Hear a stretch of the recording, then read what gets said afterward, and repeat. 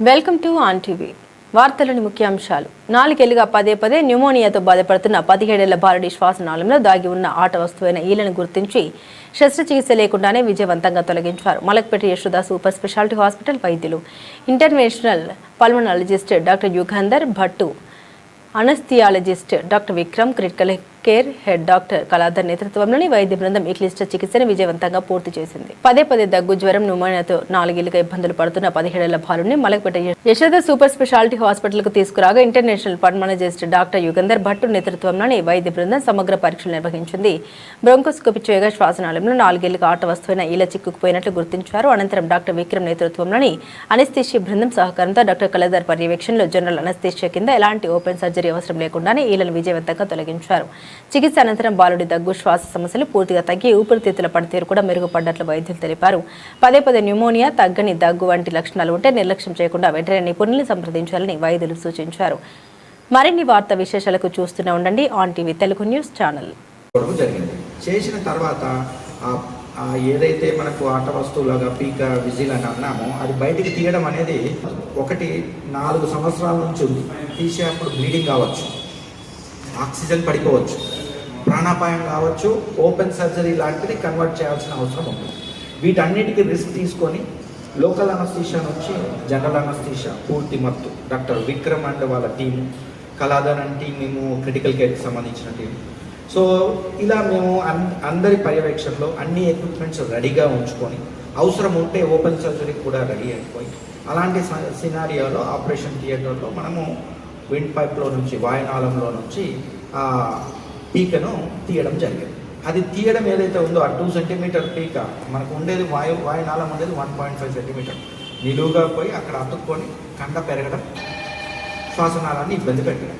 ఇలాంటి సందర్భంలో దాన్ని తీసే ప్రయత్నంలో ఆయన ఊపిరి ఆగిపోవచ్చు. అట్లా ఆగకుండా ఉదయం అడ్మిట్ అయి మధ్యాహ్నానికి డిశ్చార్జ్ అయ్యేట్టు చేసి అనస్థీషియా, జనరల్ అనస్థీషియాలో స్కిల్ఫుల్ అంటే నైపుణ్యం గల ఎక్విప్మెంట్లు అన్నీ ఉండడం, టీమ్ ఆఫ్ డాక్టర్స్, ఒక పల్మనాలజిస్ట్ చేస్తే సరిపోదు, మత్తు ఇచ్చే డాక్టరు, రికవరీ చేసే డాక్టరు, అవసరం ఉంటే ఐసీయూ బ్యాకప్లో పేషెంట్ ఇంప్రూవ్ కాకపోతే ఐసీయూలో 1 డే పెట్టే క్రిటికల్ కేర్ టీమ్, ఇవన్నీ ఉండడము.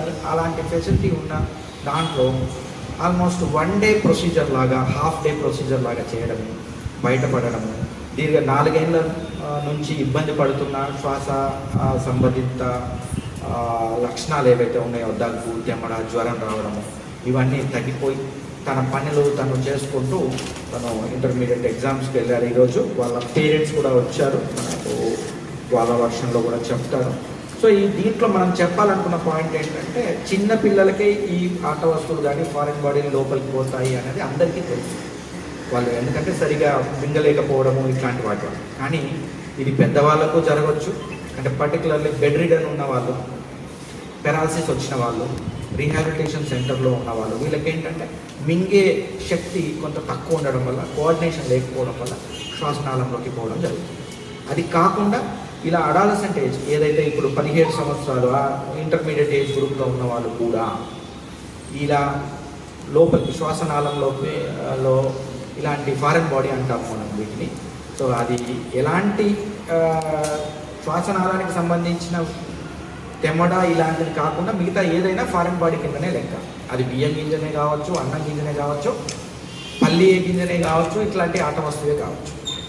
చాలామందికి, కొంతమందికి పెట్టుడు పళ్ళు ఉంటాయి, వాళ్ళు పడుకుంటారు. పడుకున్నప్పుడు నిద్రలో అది కూడి లోపలికి ఎలాంటి శ్వాసనాళానికి సంబంధించిన తెమ్మడ ఇలాంటివి కాకుండా మిగతా ఏదైనా ఫారెన్ బాడీ కిందనే లెక్క.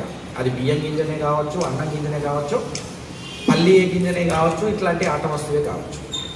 చాలామందికి, కొంతమందికి పెట్టుడు పళ్ళు ఉంటాయి, వాళ్ళు పడుకుంటారు. పడుకున్నప్పుడు నిద్రలో అది కూడి లోపలికి పోవడం, లేదా దగ్గు బాగా వచ్చినప్పుడు ఆయుర్వేదిక్లో కరక్కాయ ఇలాంటివి ఒక్కలు నాలుక కింద పెట్టుకోవడము, పట్టి కింద పెట్టుకోవడం జరుగుతుంది.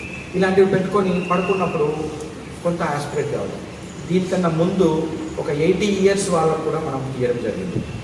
వాళ్ళ డాక్టర్ ఎవరైతే ఉన్నారో అమెరికాలో అనస్థీషియా డాక్టర్, కానీ అక్కడ జరుగుతున్నది కూడా అంటే 1-2 డేస్లో చేసేది మనం ఇక్కడ 1 డేలో చేయడం. ఇదంతా కూడా చెప్పాల్సిన పాయింట్ ఏంటంటే, ఇలా ఫారిన్ బాడీ పోవడం అనేది అన్ని వయసులో ఉన్న వాళ్ళకు జరగవచ్చు. మోస్ట్ ఇంపార్టెంట్ ఏంటంటే పేషెంట్ వైపు నుంచి, పేషెంట్ ఫ్యామిలీ వైపు నుంచి హిస్టరీ తీసుకోవడం, ఏం జరిగింది, ఏమైనా వస్తువు మింగారా అని అడగడం. అండ్ చిన్నపిల్లలు అయితేనేమో వాళ్ళ పెద్ద తమ్ముడు ఉంటే అన్నని అడగడం, అన్న ఉంటే తమ్ముడిని అడగడం. దీని ద్వారా ఇన్ఫర్మేషన్ తెలుసుకోవడం. అన్ని ఎక్విప్మెంట్ ఉన్న హాస్పిటల్లోనే వీటికి సంబంధించిన ట్రీట్మెంట్ అటెంప్ట్ చేయాలి. ఫర్ ఎగ్జాంపుల్ ఓన్లీ బ్రాంకోస్కోపీ ఉంది, ఇబ్బంది అయితే వెంటిలేటర్ లేదు అండ్ రిజిడ్ బ్రాంకోస్కోపీ అనే ఎక్స్ట్రా ఇన్స్ట్రుమెంట్, ఆపరేషన్ చేయగలిగే శ్వాసనాళాలకు సంబంధించిన సర్జరీ కట్ చేసి తీయడం జరుగుతుంది. అంటే వరస్ట్ సినారియోలో లోపలికి రాకపోతే, ఫర్ ఎగ్జాంపుల్ ఇప్పుడు చింతగింజ ఇలాంటివి లోపలికి వెళ్ళేటప్పుడు, వాయునాళంలోకి వెళ్ళేటప్పుడు 1.5 సెంటీమీటర్ ఉన్న వాయునాళంలో ఇది 1 సెంటీమీటరే ఉండి లోపలికి వెళ్తుంది, కానీ అక్కడ ఉన్న నీరుని అబ్జర్వ్ చేసుకొని 2 సెంటీమీటర్గా మారుతుంది. అలాంటి సందర్భాల్లో బయటికి తీయడం కష్టం, దాన్ని కట్ చేసి తీయాలి. సో అలాంటివి ఏవి కాకుండా, ఆపరేషన్ లేకుండా అన్ని ఎక్విప్మెంట్స్ రెడీగా పెట్టుకొని టీమ్ ఆఫ్ డాక్టర్స్ ద్వారా హాఫ్ డేలో బయటికి తీయడము, వాళ్ళు హ్యాపీగా ఉండడము, ముఖ్యంగా మిమ్మల్ని ఒక సంతోషకరమైన సిచ్యువేషన్లో మిమ్మల్ని కలవడము జరిగింది. సో